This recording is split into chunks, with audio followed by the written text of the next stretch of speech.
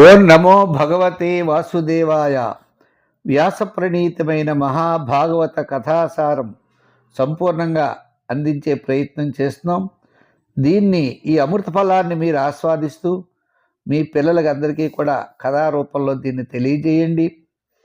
ఆ వాసుదేవుడి యొక్క అనుగ్రహం అందరికీ ఉండాలని చెప్పి కోరుకుంటూ, కరారవిందేన పదారవిందం ముఖారవిందే వినివేశయంతం వటస్య పత్రస్య పుటేశయానం బలం ముకుందం మనసా స్మరామి. కృష్ణం వందే జగద్గురుం. ఓం శ్రీ మహాగణాధిపతే నమ. ఓం నమో శ్రీ లక్ష్మీ వెంకటేశ్వర స్వామినే నమ. ఓం నమో భగవతే వాసుదేవాయ. వ్యాసం వసిష్ఠనప్తారం శక్తే పౌత్రమకల్మషం పరాశరాత్మజం వందే సుఖదాతం తపోనిధిం. ఓం గణానాం త్వా గణపతిగుం హవామహే కవిం కవీనాముపమస్రవస్తమం జ్యేష్ఠరాజం బ్రహ్మణాం బ్రహ్మణస్పతాన శృణ్వన్ ఊతిభిः సేదసాదనం. శ్రీ గురుభ్యో నమః. పితృభ్యో నమః. మాతృభ్యో నమః. వ్యాస భగవానుడు అత్యద్భుతమైనటువంటి విషయాన్ని మనకి అందించారు భాగవతం ద్వారా. ప్రతి పదము భగవంతుడి యొక్క విశేషమే. ఇప్పుడు మిగిలినటువంటి పురాణాదుల్లో వేరే వేరే విశేషాలు ఉంటాయి, ఇక్కడ అలా కాదు. ఆయన సంతృప్తితో భగవంతుడి యొక్క వర్ణన చేశారు. ప్రతి ప్రాణి యందు, ప్రతి చెట్టు యందు, ప్రతి కొండ యందు, ప్రతి వస్తువు యందు కూడా భగవంతుడు ఉన్నాడు అని వ్యాస భగవానుడు నిరూపించినవాడు. ఆయన మనకి కొన్ని లోకాలు చెప్పాడు కదండి. ఈ భూతలానికి కింద భాగంలో అతల వితల సుతల తలాతల మహాతల రసాతల పాతాల అని 7 లోకాల గురించి 7 లోకాల గురించి ఉన్నాయన్నాడు. సరే, ఈ విధంగా అయిన తర్వాత ఆ లోకాల యొక్క వివరణ అయిన తర్వాత మనకి ఆ స్వామివారి యొక్క విశేషం చెప్తూ, అంటే సంకర్షణ దేవుడు అని ఉన్నాడు. ఆయన స్మరిస్తే చాలు. మనం ప్రతిరోజు కూడా కేశవనారాయణ అన్నప్పుడు సంకర్షణ అంటూ ఉంటాం. ఆ సంకర్షణని మనం స్మరిస్తే చాలు, మన యొక్క పాపాలన్నీ కూడా తొలగిపోతాయి అని చెప్పాడు ఆయన. ఏవం ప్రభావో భగవానంతో దురంత వీర్యోరు గుణానుభావ మూలే రసాయా స్థిత ఆత్మతంత్రో యో లీలయా క్ష్మాం స్థితయే బిభర్తి. ఆ అనంతుని యొక్క బలం, గుణాలు, ప్రభావాలు, అవధులు, ఎక్కడ అవధిని ఇంతతో ఆపడానికి లేదే బాబు, అవధులు లేనట్లుగా ఉంటాయి. అట్టి స్వతంత్రుడు, ప్రభావశాలైనటువంటి సంకర్షణుడు తన మహిమ చేత సమగ్ర భూమండలం యొక్క మూలలకి కూడా చేరి చివరికి చేరి సకల లోకాన్ని, వాటి యొక్క ఉనికిని కాపాడడానికి ఈ భూమిని అవలీలగా మోయుచున్నాడు అని, ఆ స్వామి యొక్క పడగల మీద ఈ భూమిని మోస్తున్నాడు అని అర్థం. సహస్ర పడాల్లో ఒక పడగ మీద పోసేస్తాడు ఈయన భూమిని ఆవగింజలాగా. అంత శక్తి కలిగిన వాడు స్వామయ్య. అంచేత ఓ పరీక్షణ మహారాజా సామాన్యమైన వాడు కాదు. అయితే మనం ఇక్కడ చేయవలసిన పని ఒకటి ఉంది. మనం కొన్ని కర్మలు ఆచరిస్తూ ఉండాలి, కర్మల్ని ఆచరించాలి. కర్మయోనిజులం. కర్మను బట్టి మనం పుడతాం. పుణ్యకర్మ చేస్తే పుణ్యాత్ముడుగాను, పాపకర్మ చేస్తే పాపాత్ముడుగాను మనం పుడుతూ ఉంటాం. పుట్టిన వాళ్ళకి మరి ఏ ఏ పాపాలు చేస్తే ఏ ఏ నరకాలు పొందుతారు. పుణ్యం చేసిన వాడు స్వర్గాన్ని పొందుతాడు. సాక్షాత్తు స్వామిని కొలిచేవాడు ఆయనలో లీనమవుతాడు. ఈ మధ్యలో ఉంటాడు పాపాలు చేసేటువంటి పాపాత్ముడు. అంటే స్వామి యొక్క ఉద్దేశం, భాగవతంలో వ్యాసుడు చెప్పే ఉద్దేశం ఏమిటి అంటే, అందరూ సన్మార్గములో నడవాలి. ఇవన్నీ కూడా పాపములు సుమా, ఇటువంటి పాపములు మీరు చెయ్యకూడదు అని మనకి తెలియజేయడం కోసం వ్యాసుడు అందించాడు. అంతేగాని ఈ పాపాలు వర్ణించాలని కాదు. అంటే పిల్లలకి మనం చాలా చిన్న పిల్లలం కదండి, ఏబిసిడీలు రావంటట్లుగా చిన్న చిన్న పిల్లలకి ఏం చెప్తారు, నాయన అలా కాదు, ఇలా కాదు, ఇలా చేయండి. వ్యాస భగవానుడి దృష్టిలో మనంతా ఎవరు అజ్ఞానులు. మనకేం జ్ఞానం అనేది, భగవంతుడి అంటే జ్ఞానం ఏముంటుంది. అంచేత ఇటువంటి మనం ఏ పాపాలు చేస్తే ఎటువంటి నరకాలు పొందుతారు అనేటువంటి విషయాన్ని చెబుతూ ఉన్నారు. మనకి దక్షిణ దిక్కులో భూమి కింద జలాలకు పైన ఈ నరకాలు అనేటువంటి ఉన్నాయట. అంటే మనకి దక్షిణ దిక్కు పాతాళ కెదలోకం అయిపోయింది, పైలోకాలు అయిపోయి ఇప్పుడు దక్షిణ దిక్కుగా ఈ నరక లోకాల కలవయ్యా. ఆ దిక్కు ఎందే అగ్నిశ్వావత్తుల యొక్క పితృగణాలు కూడా అక్కడే ఉంటారట. మన పితృదేవతలు కూడా దక్షిణ భాగంలో ఉంటారు. అంచేతనే మన ఆబ్దీకాదుల కార్యక్రమాలు చేసినప్పుడు పితృభ్యో నమః మాతృభ్యో నమః అంటే దక్షిణ దిక్కుకు తిరుగుతారు. దక్షిణ దిక్కుకు తిరిగి వంట కూడా మనం చేయకూడదు, చాలామందికి తెలియదు. దక్షిణానికి తిరిగి వంట చేస్తే అది పితృదేవతలకు చెందుతుందట. మన ఆబ్దీకాదులు అవి చేసినప్పుడు దక్షిణ దిక్కుగా తిరిగి వంట చేస్తూ ఉంటారు. జాతి లేనటువంటి పితృగణాలంతా కూడా దక్షిణ దిక్కుగా ఉంటారట. వాళ్ళు ఏం చేస్తూ ఉంటారు, మా అబ్బాయి, మా మనవడు, మా మునుమనవడు, మా ఇంకా మనవడు, వీళ్ళందరూ కూడా మంచి అభివృద్ధిలో ఉండాలని మన యొక్క అభివృద్ధిని కోరుకునేవారు పితృదేవతలు. అటువంటి పితృదేవతలను ఏడిపించేస్తే మనకు అన్ని కష్టాలే ఉంటాయి. అంచేత పితృదేవతల్ని చనిపోయిన తర్వాత ఆబ్దీకాదులు పెట్టడం కాదండి, బతికుండగానే వారిని గౌరవించాలి అన్నారు. ఈ యొక్క పాపాలను లెక్కించి శిక్ష వేసేవాడికి ఒక నాయకుడు ఉన్నాడు. ఆయనే యమధర్మరాజు. యమ అంటే నియమములు, ధర్మం అంటే తప్పనిసరిగా ఏ పాపం చేస్తే ఆ శిక్ష మనం అనుభవించి తీరవలసిందే, దాన్ని అతిక్రమించే అవకాశాలు ఉండవు. ఈ యమధర్మరాజు ఎవరు ఆజ్ఞావర్తి ఉంటాడట, పరమేశ్వరుడి యొక్క ఆజ్ఞావర్తి ఉంటాడట. పరమేశ్వరుడి యొక్క మాటని దాటడు, అధర్మ మార్గంలో వెళ్ళడు. ఈ మరణించిన జీవుల్ని తీసుకురమ్మని యమధర్మరాజు భటుల్ని పంపుతాడు. ఆ భటులు వెళ్ళి వాళ్ళు ఆయుర్దాయం పూర్తయిన వెంటనే, బాబు పలానా వారు ఆయుర్దాయం అయిపోయింది అంటే వారిని యమలోకం పెడతారు. యమలోకం వెళ్ళిన తర్వాత వారికి అప్పుడే ఇప్పుడు ఎవరు వెళ్ళాలి అనేటువంటి ఒక వ్యవహారం ఉందనుకోండి, ఏ డిపార్ట్మెంట్కి వెళ్ళాలో అందరూ యమలోకం పెడతారు. ఆ యమలోకం వెళ్ళిన తర్వాత మనం ఏ డిపార్ట్మెంట్కి వెళ్ళాలి, ఎక్కడికి వెళ్ళాలి అనేటువంటి విషయం అక్కడ నిర్ధారణ జరుగుతుంది. ఆ నరకముల యొక్క సంఖ్య 21 ఉంటాయిట. వాటి యొక్క రూప లక్షణాల్ని ఇప్పుడు మనం 21 నరకాల గురించి తెలుసుకుందాం.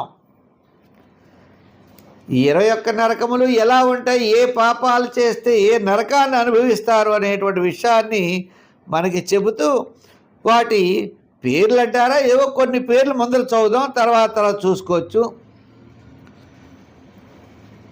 తామిశ్రం అనే నరకం, అంధతామిశ్రం, రౌరవం, మహారౌరవం, కుంభీపాకం, కాలసూత్రం, అశోకరముఖం, అంధకోపం, కురుము భోజనం, సందంశనం, 21 కూడా కాదు 28. ఈ యమలోకం వెళ్ళిన వాళ్ళు ఈ 28 చోట్లకి పంపించేస్తారు. ఏ పాపాలు చేశాడే ఆ వీడు, అయితే పలానా చోట వెళ్ళిపోతారు. ఆ 28 నరకాలకి వెళ్ళిపోతే అక్కడక్కడ ఒక ప్రాంతం, దానికి మళ్ళీ లీడర్, దానికి శిక్ష అమలుపరిచేవాడు, అసిస్టెంట్లు అందరూ ఉంటారు, మళ్ళీ వాళ్ళు అమలు పరుస్తూ ఉంటారు. అయితే ఫస్ట్ తామిశ్ర నరకం అనేది ఉంది. తామిశ్ర నరకం ఇతరుల ధనాన్ని అపహరించేస్తూ ఉంటాడు ఒకడు. ఏదో అవసరమని అడుగుతాడు, అయ్యో 10,000 మనం తీస్తాం, మళ్ళీ వాడు ఇవ్వడు. వాడు తప్పనిసరిగా ఈ నరకానికి వెళ్ళవలసిందేనట.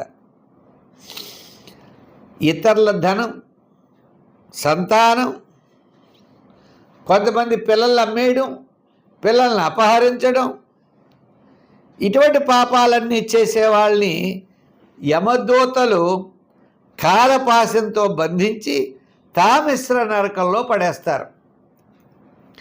ఇక్కడ ఈ నరకంలో ఎలా ఉంటుంది అనుకుంటున్నారు? ఆ నరకం అంటే వాడికి అక్కడ ఆహారం దొరకదు, నీళ్లు దొరకవు, ఎంత అరిచినా దాహం అన్నా. యమభట్లు వారిని కర్రలతో కొడతారట, భయపెడతారట. అలాగ అనేక రకాలైనటువంటి బాధలన్నీ కూడా పెట్టేటువంటి అవకాశం ఉన్నది. ఈ నరకం పేరు తామిశ్ర నరకము అన్నారు. మరి రెండో నరకం పేరు రెండో నరకం పేరు ఏమిటి అంటే అంధతామిశ్ర నరకము. అంటే విశ్వాసఘాతకులు ఉంటారు, నమ్మించి మోసం చేస్తూ ఉంటారు. ఎందుకని నీకు ఇచ్చేసేస్తాను వచ్చేసేస్తానంటారు. మన దగ్గర డబ్బులు తీసుకుంటారు, ఉద్యోగం ఇప్పిస్తామని చెప్పి డబ్బులు తీసుకుంటారు. సంపదలు, ఇతర యొక్క సంపదలన్నీ కూడా అపహరించేస్తూ ఉంటారు. అంటే నమ్మించి మోసం చేసేటువంటి ధన సంపదలు అపహరించే వారందరూ కూడా అంధతామిశ్ర నరకాన్ని పొందుతారు. అక్కడ మన దృష్టి కోల్పోతామట. చెట్టు నరికితే నరికినట్టు నరికేస్తూ ఉంటారట. ఆ నరకం అంధతామిశ్ర నరకం అన్నారు. ఈ అంధతామిశ్ర నరకంలో చెప్పాలి అంటే ఎవరెవరు పెడతారు? ఇంకా ఈ శరీరం నాది, ఇది నాది, ఇది నాది, నాది నేను అంటూ ఉంటాడు ఒక్కొక్కడు, వదలడు. ఈ స్త్రీ నాది, ఈ డబ్బు నాది అని అహంకారంతో ఉంటాడు. దేనికి అహంకారం? ఏమీ కూడా రావు. మానవుడు శరీరాన్ని వదిలిపెట్టిన వెంటనే కూడా వచ్చేది ఏమీ లేదు. కానీ అప్పటివరకు ఏమంటాడు? ఇది నాది, ఈ స్త్రీ నాది, ఎప్పుడు ఈ అందం ఉంటుందా? ఈ గిరజాల జుట్లు ఉంటాయా? ఈ శరీరం బాగా బిగువుగా ఉంటుందా? ముసలిది అయిపోతుంది. పళ్ళు ఉంటాయా? కళ్ళు కనపడతాయా? కాళ్ళు నడుస్తాయా? ఏమీ ఉండవు. అనిత్యమైన దేహాన్ని ఆశ్రయించుకుని నిత్యము అనే భావంలో ఉండేవాడు ఈ యొక్క నరకాన్ని పొందుతాడు, అంధతామిశ్ర నరకాన్ని పొందుతాడు అన్నారు. ఎంతసేపు డబ్బు డబ్బు అని కుటుంబ పోషణలో నిమగ్నమైపోతాట. అట్టి వారంతా శరీరం వదిలిన పిమ్మట తన పాపాల కారణంగా రౌరవ నరకాన్ని పొందుతారట. అంటే శరీరం వదిలిన పిమ్మట అంటే తన కుటుంబ పోషణ యందు నిమగ్నమైపోయి ఎప్పుడూ భగవంతుడి నామాన్ని ఉచ్చరించడు, ఒక ధర్మ కార్యాన్ని ఆచరించడు, ఒక దానాన్ని చేయడు. చూసారా, బలి చక్రవర్తి లాంటి వాడు శ్రీమన్నారాయణుడికి తన భూమినంతా ఇచ్చేసాడు, దానం చేసేసాడు. అందుకు 10 రెట్లు సుతల లోకంలో ఆయనకి గొప్ప సంపద కలిగినటువంటి రాజ్యం వచ్చింది. అప్పుడు కూడా ఆయన అనుకున్నాడు, ఎందుకు ఈ తుచ్చమైనటువంటి భోగాలు అనుకున్నాడు. కానీ అలా వదలలేరు కదండి, భగవంతుడి యొక్క మాయలో కప్పేస్తారు. విష్ణుమూర్తి తీసుకున్నందుకు కాబట్టి మళ్ళీ ఇస్తూనే ఉంటాడు. చాలామంది తిరుపతి పెడుతూ ఉంటే ఉండిలో డబ్బులు ఇస్తూ ఉంటారు. ఒక ఆయన అన్నారు, అక్కడ డబ్బులు వేస్తే నాకు బాగా డబ్బులు వస్తాయండి అన్నారు. స్వామికి ఎంత ధనం ఇస్తే మళ్ళీ తిరిగి అంత ధనం ఎక్కువ వస్తుందట. అలా కూడా ఉండేవాళ్ళు ఉన్నారు. సరే, ఈ విధంగా ఈ శరీరం నాది, ఈ డబ్బు నాది, లేదా అది నాది, ఇది నాది, ఇది నాది అనేవాడు రౌరవ నరకాన్ని పొందుతాడు అని చెప్పబడుతోంది. ఈ నరకాల్లో 28 నరకాల్లో 3వ నరకం రౌరవ నరకం. ఈ లోకంలో మానవుడు ప్రాణాలను బాధిస్తాడు, భయంకరమైనటువంటి వాటి చేత హింసించబడతాడు. రురువు అనే ప్రాణి సర్పము కంటే చాలా గొప్పదట. చాలా రురువు అనే ప్రాణి, ఆ ప్రాణి చేత కరిపిస్తారట. అంచేత దానికి రౌరవ నరకం అని పేరు వచ్చింది అన్నారు. రురువు అనే ప్రాణి స్వర్గము కంటే క్రూర స్వభావము కలిగిందట. ఇది రౌరవం. మహారౌరవం అని ఇంకోటి ఉంది, మహారౌరవ నరకం. ఈ మహారౌరవ నరకంలో ఇతరులను మోసగించి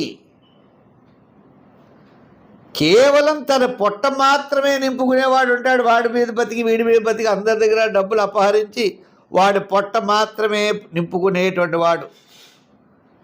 అంటే సదా ఎలాగా అంటే ఒక ఆయన ఉంటాడు, ఎందుకంటే మీ వ్యవహారం నేను చూసేస్తాను అంటాడు. నా కేసు ఏదో హైకోర్టులో సుప్రీంకోర్టులో ఉంది, హైకోర్టులో అక్కడ ఎందుకంటే నేను అడతాను, ఎందుకు మాట్లాడతా పెళ్ళాడతాను, మీరు ఏం కంగారు పడకండి అంటాడు. బయలుదేరుతున్నాను అంటాడు. ఏమంటే మరి బయలుదేరి మనం దోకొచ్చులు ఇవ్వాలి కదా, ఇవ్వండి అంటాడు. దోకొచ్చులు ఇచ్చిన తర్వాత ఏం చేస్తాడు, అక్కడ లీడర్ గారికి ఇవ్వాలి, గుమస్తాకి ఇవ్వాలి, నేను ఉండడానికి హోటల్కి ఇవ్వాలి, భోజనానికి, ఇలా పీడించుకు తినడం ప్రారంభిస్తాడు. ఆ కేసు అలాగే ఉంటుంది. అంటే మోసగించి ఎదరవాడు యొక్క డబ్బుతో తన పొట్ట నింపుకునేవాడు అని అర్థం. కష్టపడి పనిచేద్దామని కాదు, మోసం చేత ధనాన్ని అపహరించాలి అనుకునేవాడు మహారౌరవాన్ని పొందుతాడట. మహారౌరవం అనే నరకాన్ని పొందుతాడు. అక్కడ మహారౌరవ నరకంలో పచ్చి మాంసాన్ని భుజించే రురువులు అనే ప్రాణులు ఈ జీవుడి యొక్క మాంసాన్ని తినేస్తాయట. మనం అక్కడికి వెళ్ళేప్పటికీ ఈ మహారౌరవ నరకంలో మన యొక్క పచ్చి మాంసాన్ని రురువులు అనేటువంటి జీవులు తినేస్తాయ్యా. ఆ ప్రాణులు చాలా భయంకరంగా ఉంటాయి, క్రూర స్వభావం కలిగి ఉంటాయి అన్నారు. అంచేత అటువంటి పనులు ఎప్పుడు కూడా మనం చేయకూడదయ్యా. ఇంకా తర్వాత చెప్పేటువంటి కుంభీపాకం అనే నరకం ఉంటుందండి. కుంభీపాకం ఈ క్రూర స్వభావం కలిగినటువంటి కొంతమంది మనుషులు దేహాన్ని పోషించుకోవడం కోసం పశువుల్ని పక్షుల్ని నిర్దయతో కాల్చి చంపేస్తారు. తన దేహం నించుకోవడం కోసం అడవిలో వేటాడకూడని పక్షుల్ని వేటాడి, జంతువులు వేటాడి ఆ మాంసం తెచ్చుకు తినేటువంటి వాళ్ళు కుంభీపాకంలో ఉంటారు అన్నారు. ఎదరవాళ్ళని చంపే హక్కు నీకు ఎక్కడుంది? లేదు. అంచేత మరి క్రూర స్వభావం కలిగినటువంటి మనుషులు నిర్దయతో కాల్చి వేటాడుతూ ఉంటారు. వాళ్ళంతా కుంభీపాకంలో పడతారయ్యా. కుంభీపాకం అంటే ఏమిటనుకున్నారు? మరిగిపోయే నూనెలో పచ్చిమిరపకాయలు వేయించినట్టు వేయించేస్తారు. ఈ కుంభీపాకం అంటేను అర్థమైందండి. మనల్ని పచ్చిమిరపకాయలు వేయిస్తారు చూసారా, పెద్ద పెద్ద ఉంటాయి. ఈ కుంభీపాకంలో వాళ్ళందరినీ నూనెలో వేయించేస్తారు, పచ్చిపాకం వేయించినట్టు. అంచేత మన ఎదరవాడిని హింసించేసి తినేద్దాం, ఎదరవాడిని చంపేద్దాం, ఎదరవాడి డబ్బు తినేద్దాం, వాడిని కాల్చేద్దాం అనే భావాలు ఎప్పుడైతే పెట్టుకున్నాడో వాడి కుంభీపాకంలో పచ్చిమిరపకాయలాగా వేగవలసిందే అన్నాడు. ఈ లోకంలో కాలసూత్రం అనే నరకానికి పెడతారట చాలామంది. మరి తల్లిదండ్రులందరినీ కూడా, తల్లిదండ్రులు తప్పు అంటే తప్పండి. ఎంచేత పిల్లవాళ్ళు బాగా చదివించి విదేశాలకు పంపడం తల్లిదండ్రులు చేసిన తప్పు. మరి తల్లిదండ్రుల దగ్గర తీసుకుని వెళ్ళే శక్తి వాళ్ళకి అక్కడ లేదు. వీళ్ళు ఉండే యోగం వాళ్ళకి అక్కడికి వెళ్ళేటువంటి యోగం వీళ్ళకి లేదు. ఇలా తల్లిదండ్రులు చేసేటువంటి కొన్ని తప్పులు ఉంటాయి. మా పిల్లవాడికి అమెరికా వీసా వచ్చిందని ఆనందంతో స్వీట్లు పంచి పెడతాడు. ఈ పిల్లవాడు వెళ్ళిన తర్వాత 5 ఏళ్ళు అయినా వాడి దగ్గర నేను కబురు రాదు. 6వ ఏడు అవుతుంది, 7వ ఏడు అవుతుంది. ఇంకా చివరికి నాన్నగారు వస్తే ఉద్యోగం పోతుందండి, ఇక్కడే పిల్లలు పెళ్ళి ఆడుతానని అంటాడు. ఈ పెళ్ళికి వీళ్ళిద్దరూ వెళ్ళి అక్షంతలు వేసి వస్తారు అంతే. తర్వాత వాడెవడో వీళ్ళెవరో, మరి వాడి పిల్లలు రేపు పొద్దున గుర్తిస్తారా? వాళ్ళ మనవలు గుర్తిస్తారా? వీళ్ళు ఉంటారా? ఇంకా అమెరికా వాసి అయిపోతాడు, వాడు ఇండియన్ కాదు ఇంకా కదా. ఈ విధంగా తల్లిదండ్రులను నిర్లక్ష్యం చేసేటువంటి వారి కోసం చెప్తున్నాడు. మాత అంటే ఇక్కడ ఏం చెప్పారయ్యా, ఈ లోకంలో ఈ కాలసూత్రం అనే నరకంలో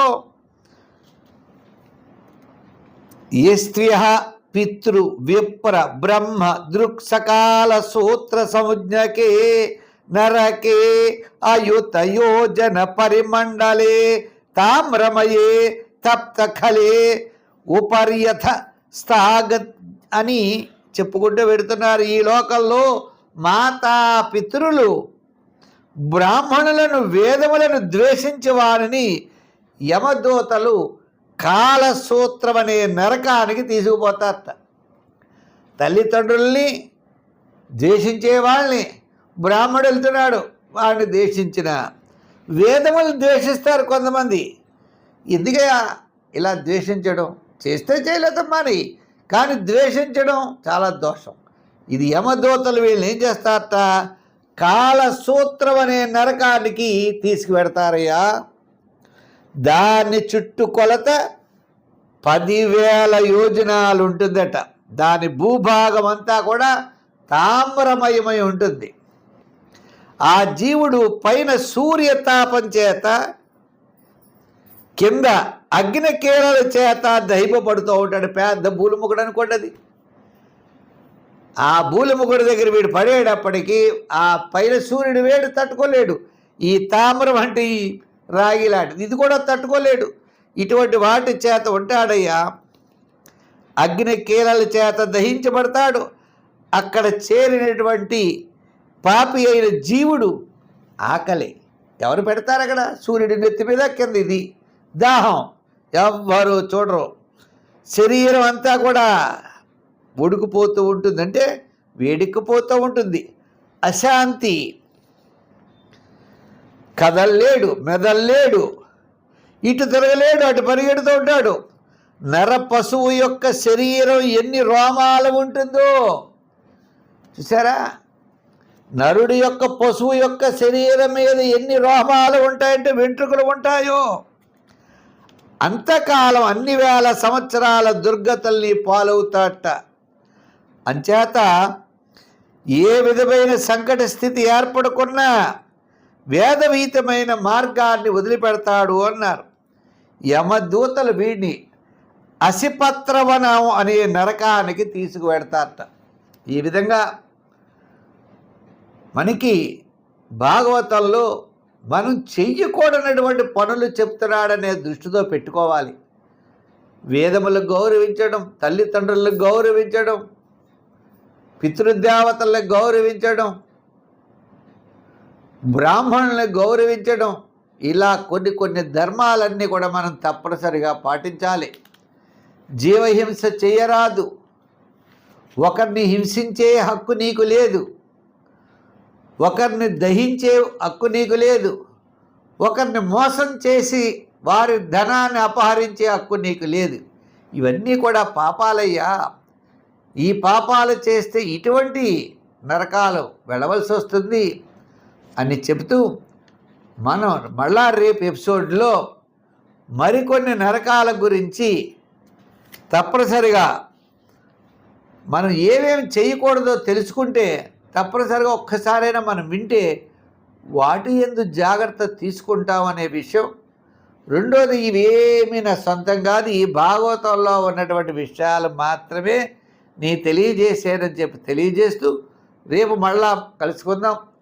మా యూట్యూబ్ ఛానల్ ఉన్నది, అన్ని వీడియోస్ ఉన్నాయి, తప్పనిసరిగా మీరు చూడండి. వీటిని 10 మందికి అందివ్వడం కోసం ప్రతి ఒక్కరు కూడా ఈ కార్యక్రమం చూసి లైక్ చేసి షేర్ చేయండి. ఆ వాసుదేవుడి యొక్క అనుగ్రహం మీకు మాకు అందరికీ కూడా ఉండాలని చెప్పి కోరుకుంటూ, సర్వే జనా సుఖినో భవంతు. స్వస్తి.